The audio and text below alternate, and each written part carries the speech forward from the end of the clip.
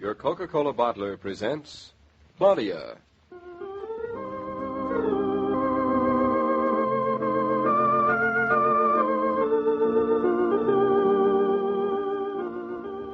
Claudia, based on the play and novels by Rose Franken. Brought to you, transcribed, Monday through Friday, by your friendly neighbor who bottles Coca-Cola. Relax, and while you're listening, refresh yourself. Have a Coke.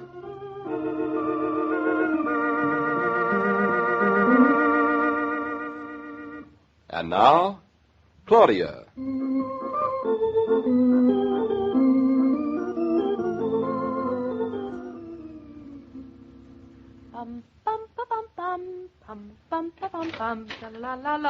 Who's coming into my castle? What's the password? It's me. Who is me?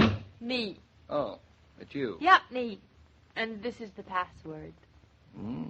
Not a bad password. See, you're home early. What are you doing here, David?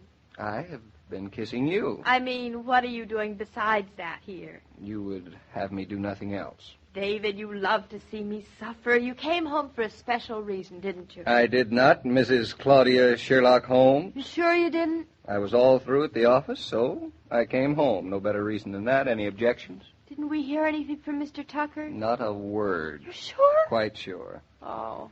I'm sorry to disappoint you, darling, but I came home with no ulterior motives, with no message, with no good news. Mr. Tucker did not call. That means that the house is kaput, sold to Mrs. Reed. I don't mind, really. Because I like you to come home without any reason. Then I know you come home only because you like to. But I just don't understand it. No, you meet men like Jared Tucker in business every day. They lead you on, make you think that you're their favorite customer, then kerplop. I'm glad I'm not in business. You'd be very good at business. I would? What makes you think so? Well, you hate to let anything go. When you want something, you usually manage to get it. You haven't any proof of that. You wanted me, didn't you? That doesn't count. You wanted me to want to. I admit it. On second thought, maybe you wouldn't be so good at business. Why not? Because you wanted the house and you didn't get it. Well, that was different. How? It was just different. I bargained for the brook, and I really wanted the brook, and I got it. Yes, you got it, in a way. If you'd gotten the rest of it. You're really awfully disappointed, aren't you, darling? We'd have won, David, if that Mrs. Reed hadn't outbid us yesterday. Of course we would have. But, say la guerre. If that old Mr. Tucker weren't so greedy and had said yes to us right on the phone, it'd have been all settled before she put her old 2 cents in. It wasn't 2 cents. It was the same as our bid, and not including pasture land or the brook on the hill, but... Oh, now, come on, darling. We're not going to mourn about this the rest of our lives, are we? We might. David, aren't you the least little bit upset? Certainly I am. Well, if you're upset, what are you going to do about it? I'm not doing anything about it. Are we going to look for another farm? No. Then it was this farm or no farm at all? For the present. Oh, darling, I'm sorry. Why be sorry? I'm perfectly happy. So was I in the first place. Oh, if Roger hadn't brought the whole thing up. Oh, well, what's the use? As a matter of fact, I'm delighted the whole thing happened. You are? It's an experience we've shared. And any experience we share, I like. Funny. A few weeks ago, we'd never heard of a farm in Eastbrook, and now, until we have the baby, it's the biggest experience we've had. I love you, David. I know. Me too. You're a nicer person than I am. Only you don't know it. Of course I'm nicer, but why? Because I didn't really want to... Well, who do you think that is? Mama? Well, she wouldn't ring. Whoever is ringing has just rung again. So I heard. I'll answer, but reluctantly. You don't even have to be polite as far as I'm concerned. Nice to know. Hello. Oh, I'll be polite to you, Roger. Come on in. That's very polite of you. Were you expecting someone to snub? We weren't expecting anybody. Claudia, whoever it was, did you bop him in the eye? You better come out here and bop him yourself. He's bigger than I am. Take off your coat, why don't you, Roger? I don't like the sound of this. First you tell David to come bop me in the eye, and then you tell me to take off my coat. I have no intentions of fighting back. Oh, hello, Roger. Hello. Claudia, you don't want me to bop him, do you? He's taking off his coat. Only in self-defense. I'm putting on my glasses. You're safe. I never hit anybody whom I think is stronger than myself. Well, that's nice.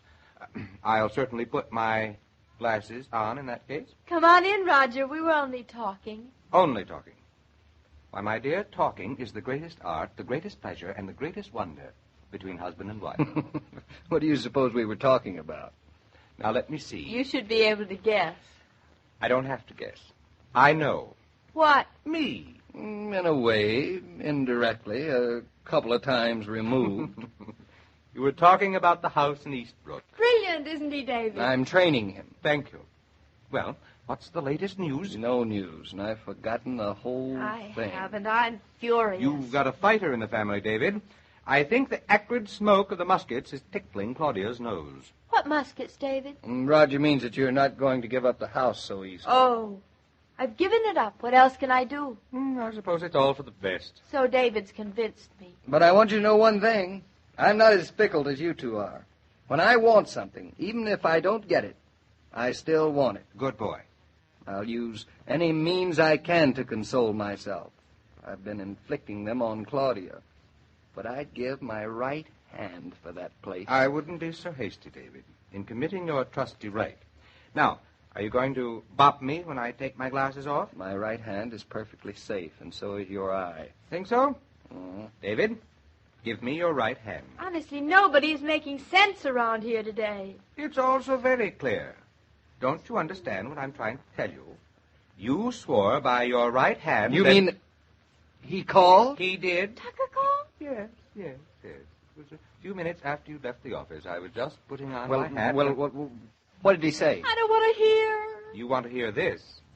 The farm is yours. The farm is... It's... Yours. All you have to do is call him and confirm it. It's ours. That means that Tucker said yes. Indeed he did. For $12,000. I can't believe it. Why, the tricky old fox. I thought sure he was going to give the place to Mrs. Reed. I think he liked you better. At least Claudia. Roger, what did he take back? What do you mean? Well, Claudia means what does the $12,000 include? Everything but the lower meadow, the pasture land on the far side of the hill, half of the cornfield, the walnut tree. You settled it the other day, I thought. What about the brook? The brook is yours. You hear that, Claudia? What about the walnut tree? Roger said Tucker kept that for himself. We agreed. I will not buy that place without the walnut tree. Come on, darling. You're joking, of course. I'm not. She's very amusing, isn't she? I'm not amusing. I'm serious. I won't sell the walnut tree, not for $12,000. Call up. Tell it to Tucker. You think I won't? I think you will. Look, darling, I'm perfectly satisfied to call it a deal with or without that tree. David, don't you have any fight? No more, but I have the house and enough farmland, and that's plenty for me. For $12,000, an incomplete farm without a walnut tree? I won't let you do it. Well, you won't let me do it sooner. I admit $12,000 is $2,000 more than we should spend. Even $10,000 is high, but what can we do? Not give in so easily. I'm calling Tucker. David, she means it. Well, what should I do? Should I stop her? She's liable to make Tucker withdraw. Operator, I want Eastbrook 264, ring 3, and my number is Plaza 5, 5597. Ring 3. Now, Yes, Claudia, I'll wait. Darling, think it over before you call him. We've got the house. It's a matter of principle, David. Well, I know. And I've learned all about them from you. Claudia, the whole bargain seems very fair to me. After all, he could have given the place to Mrs. Reed. He couldn't have and still brush his tooth, and face himself in the mirror in the morning. Well, whatever you say now, Claudia. Hello, don't... Mr. Tucker? Hello, this is Claudia Naughton. How's the weather up in Eastbrook? How's the weather? Fine. Claudia. Well, Mr. Tucker, we got your message. Yes. Well, the least you can do is thank him. Oh, thank you very much. My husband is thrilled, Mr. Tucker, but there's just one thing. I'm afraid we can't buy unless we own the walnut tree. Claudia, don't sound so firm. You see, my husband is simply mad about walnuts. I'll never eat another walnut as long as I live. And I wouldn't feel right if he had to go on buying them in a store as long as we have a... No, I'm not interested in the lower pasture. It's just the 11,500 with the lower pasture, eh? Well, that's awfully nice David, of you, did you hear that? Yes. $500 less and the lower pasture more. Now, that's fine, darling. You've done wonderfully. Just stop like yes, that. I understood that, but I still want the walnut tree. Mr. Tucker, the walnut tree will only make things complicated, like neighbors' apples. I wouldn't blame Tucker, no matter what he did now. Darling, if we lose this place, I'll know who to thank. Yes, Mr. Tucker, I'm still here. Nope, I still haven't changed my mind. But Well, how are we going to know if the the walnuts that drop on our side of the hill belong to us? Don't you see? We'll always have fights. And you better stop this one now. We won't have fights. Oh, they'll all belong to you. Well, no, that wouldn't do, Mr. Tucker. What? We can have the far side of the hill, give you the nuts, and get the place for $11,000. Grab it, you little fool. Grab it. David, get away from the phone or Leave her alone, David. This is getting interesting.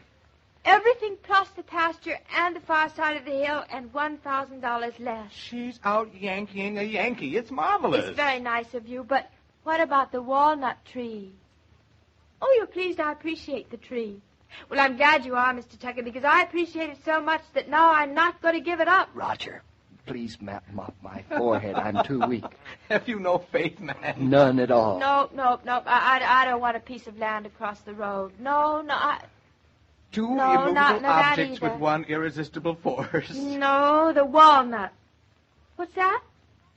I can have everything but the walnut tree for $10,000. I have just passed out. Call the doctor. Well, just a minute, please, Mr. Tucker. I'll have to ask my husband. You see, he's the one who likes walnuts. I just like plain nuts.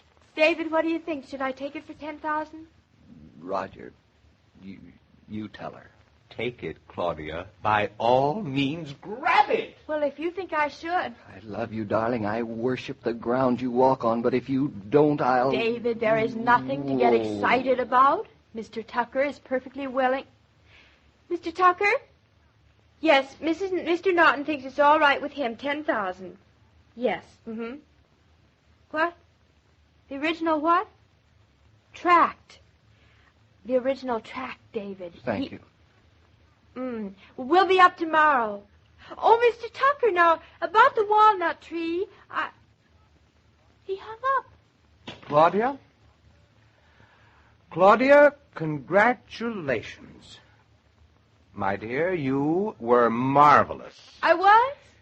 Well, now it's really all settled. I Good old Tucker. I can't believe it. The place is really ours. Ours, the Naughtons. We're going to live there. You and Claudia.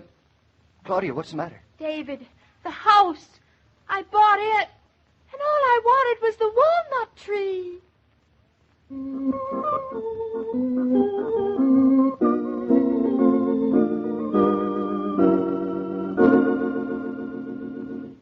This broadcast of Claudia was supervised and directed by William Brown Meloney.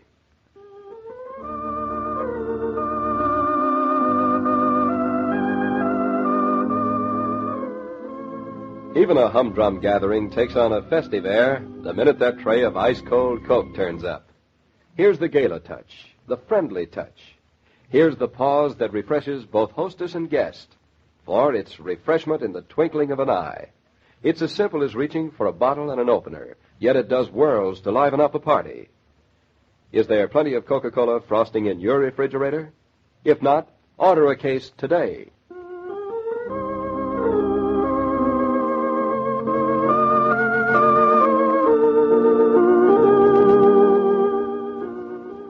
Every day, Monday through Friday, Claudia comes to you, transcribed, with the best wishes of your friendly neighbor who bottles Coca-Cola. So listen again tomorrow at the same time. And now this is Joe King saying au revoir. And remember, whoever you are, whatever you do, wherever you may be, when you think of refreshment, think of Coca-Cola. For ice-cold Coca-Cola makes any pause the pause that refreshes.